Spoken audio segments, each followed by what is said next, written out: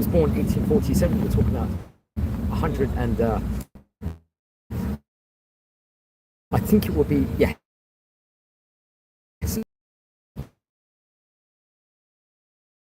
Named Rabbi Raphael Elazar Halevi. Well, there was, and also another great rabbi who we'll speak about in due course, Rabbi David Ben Shimon. Remember, Rabbi David Ben Shimon was an author we've spoken about on various occasions before. So I think Sha'lu Arba Shanim Lifnei Ken Av Hem Merabat Vaya Miyastei V'ad Ha'ida HaMa'arvit. So I think many people will also come from Rabat to make this move, prestigious move to Israel. Hu Ha'amik Et Limudo Mehi Harishon Letzion Harav Raphael Meir Haniziel. Now remember, we've spoken about Rabbi Haniziel on various occasions before, especially at the time of his Hilula. So he would actually learn Torah under his auspices. Remember, there's been about, in Jewish history, about a good 45 Rishon LeZion, so those are chief rabbis of Jerusalem, and he was at the hard time period, let's say, of the chief rabbinate in itself. He would get married to, I think, V'nasal Isha et Bito Malka, if I'm not mistaken. So he would get married, I think, once he would come to time period he was in Israel. So I'll just state what it says over here properly. V'nasal Isha et Bito Malka. So I think he would get married to the daughter of the Rishon LeZion, which is obviously marrying into a great family in of itself, and really bring about a huge opportunity, further opportunity for him also. So I think it was Kamot year 1872. יצא כמה פעמים למדינות מערב אירופה וצפון אפריקה בשליחות כוללת המערבים וכוללת חברון, ישיבת בית אל. So he would be a rabbinic emissary of the famous yeshiva Bet El, which we've spoken about on various occasions before, and also yeshivat Doresh Tzion.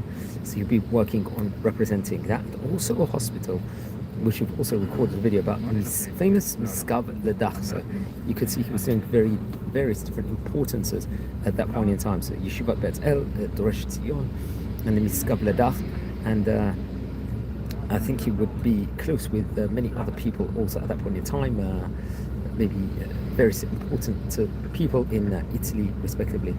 And I think that, so he would live well in Jerusalem, so he'd be very well traveled, very much a people's person, you could say. And he was in Jerusalem, Moroccon Rabbi, העדה המערבית בירושלים. He was the head of the Sephardic community in Jerusalem, which is a very prominent position over there. He would work as a dayan, as a judge over there in the Bet Din, along with other great rabbis, including Rabbi Nachman Betito, who was also Rishon LeZion, another rabbi we've spoken about extensively in the series, and also Rabbi Moshe Malka, another great rabbi of his time. So he was really surrounding himself by the most important people in Jerusalem at that window of time. I think it was Kamot year 1875, we're talking about 150 years ago. Haya Miyassadeh Shchonat Even Yisrael. He will be one of the people that will form and start up the neighborhood called the Even Yisrael, Samuch L'Rachov Yafo Birushlan, a place we visited for, right next to Jaffa Street. So he was one of the people that started forming it back in the day, and we've spoken about this once again extensively in this series. I think come up the year 1903, he would move over, this time to Jaffa he would go to over there, and he would live quite near his son's name Legud Liad Ben Moshe Arvatz, שהיה סגן מנהל Bank Anglo-Palestinian, if I'm not mistaken, company. So I think his son was manager of this bank, this British Palestinian bank over there, which is very interesting. You could see how worldly many of these rabbis were and their descendants respectively. So he was a rabbi and an educator and a Mored Tzedek of the Sephardic community.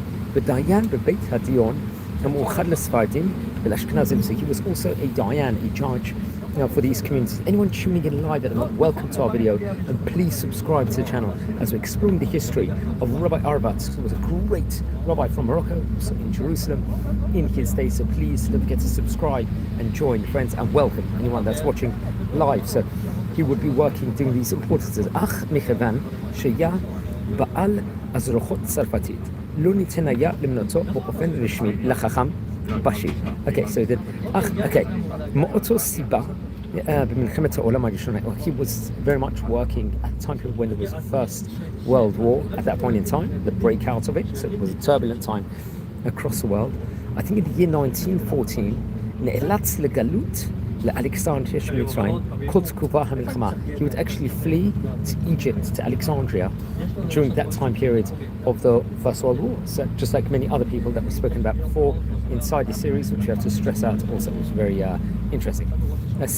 So he would have a great Torah book called his book was called the Hod Yosef. This was drushim, various different sermons, and that would come out in the year 1910 in Jerusalem, in the capital city of Eretz Israel. Katav shnitro b'ktav yad.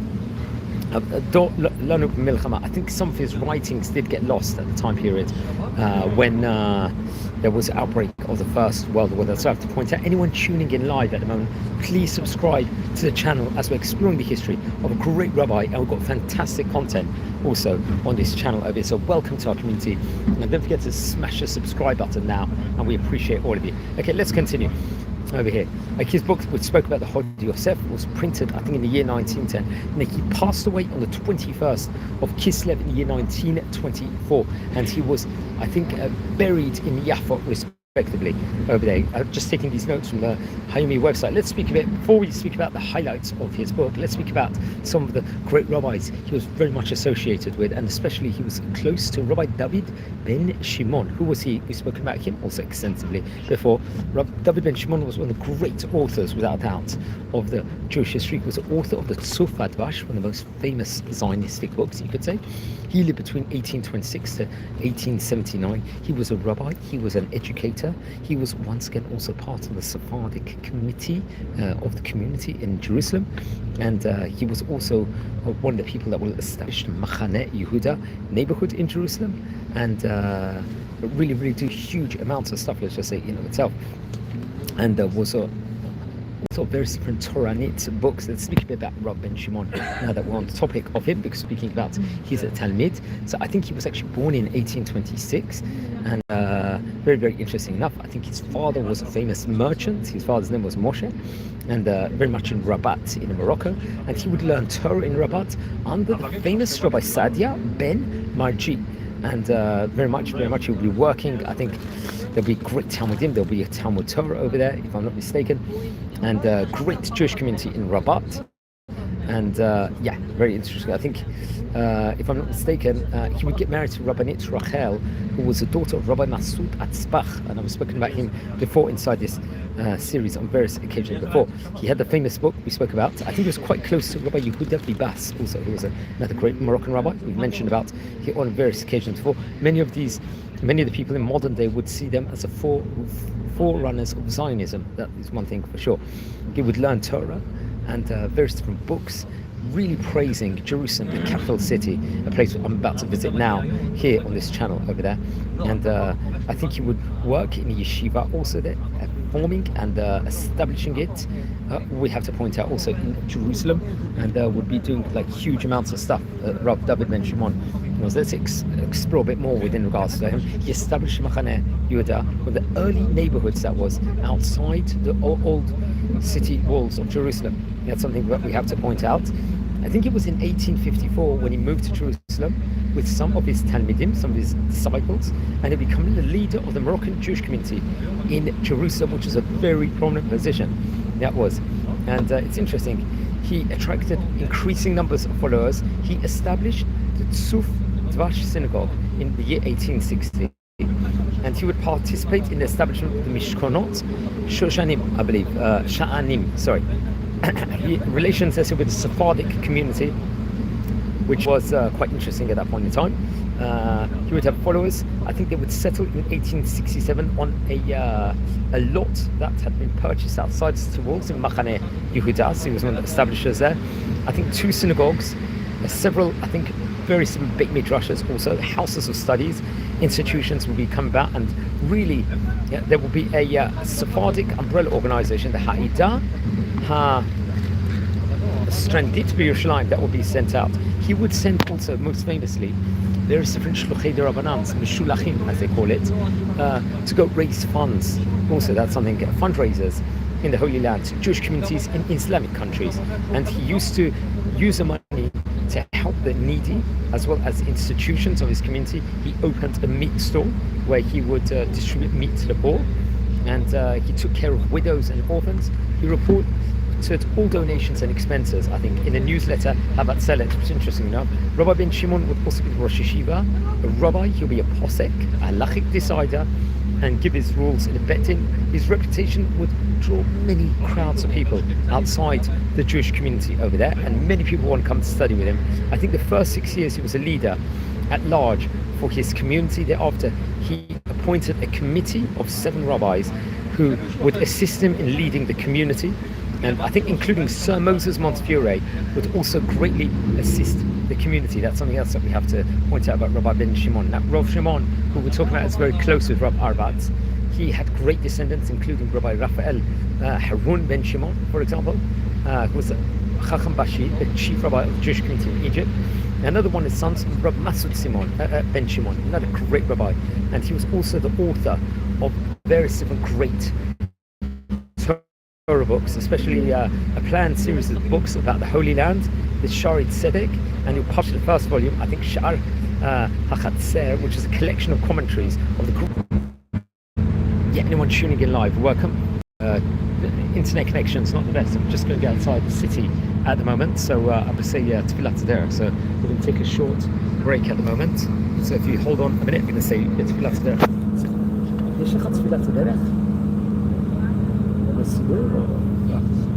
Okay, I'm just going to take a break because I'm going from one city to the other. I'm going to Jerusalem, and I'm going to have to say a prayer from Bet Shemesh to Jerusalem. We say Tfilat Derech. It's a prayer for people that are traveling over here. So we're going to say it together over here, and then we're going to continue speaking about great Rabbi Arvatz over here in this special edition over here today, and just actually traveling to Jerusalem. And we're speaking about Rabbonim that really much advocated going to Eretz Yisrael.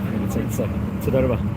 Okay, so I'm just going to say Tfilat Derech over here. Yehi ratzon v'levnecha adnai lehinu v'levatenu.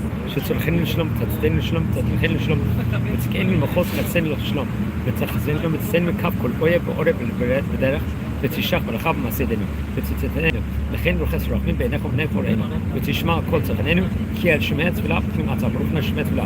ויעקב הלך ליעקב ויבכו בו מלאכי אלוהים, ויאמר יעקב כאשר ראה מחנה, ולהם את זה ויקרא שם המקום ההוא מחנה. ויעקב הלך לדרכו ויבכו בו מלאכי אלוהים, ויאמר יעקב כאשר ראה מחנה, ולהם זה ויקרא שם המקום ההוא מחנה.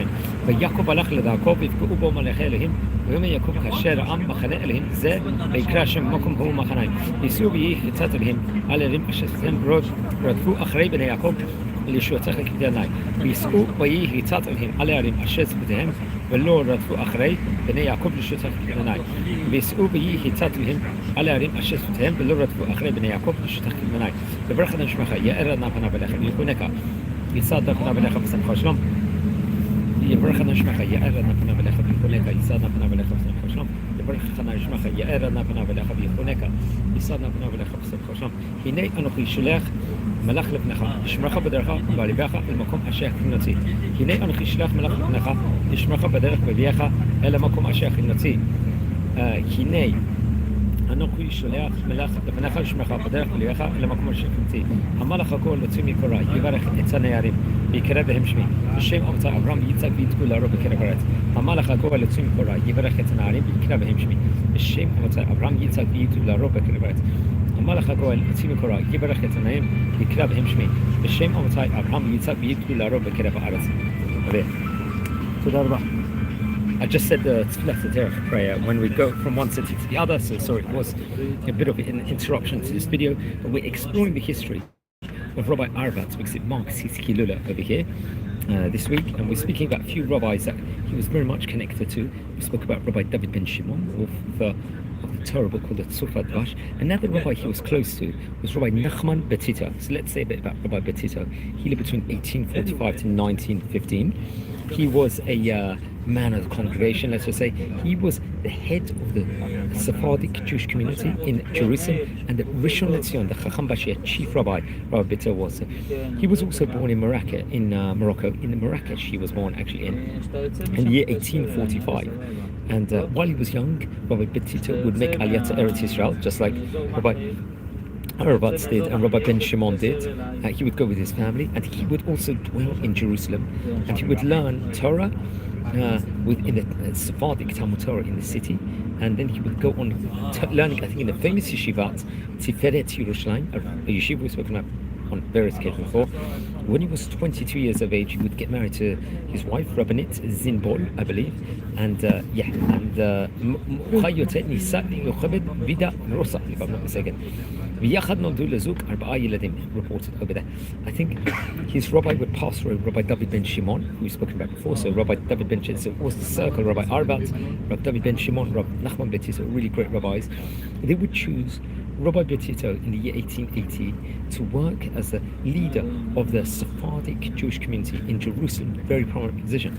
I think after the passing of, once again, Rabbi Elazar Ben Tubor, remember Rabbi Arvatz was very close to Rabbi Ben Tubor also, and that was in the year 1886. Rabbi Tubor passed away. Moneh Leshemesh כאחד משבעה טובי העיר של העדה המערבית לצד הרב משה מלכה. Once again, Rabbi Moshe Malka was a key rabbi at that point in time, and Rabbi Nachman Ben Z'tl would work under him. That's something that we have to point out over there. So very, very interesting. Then I think afterwards, I think it was after Rabbi Yisachar Atzaraf would pass away, another great rabbi talking about in 1892, they would choose Rabbi Ben Tito to work as a Manhik Ha'ida Marvit Letzad Rav Moshe Malka. They will work together as heads of the Sephardic committee in Jerusalem. And I think in the year 1899, there was various robust debates on combat at that point in time, and that would make some changes over there at that point in time inside the vicinity.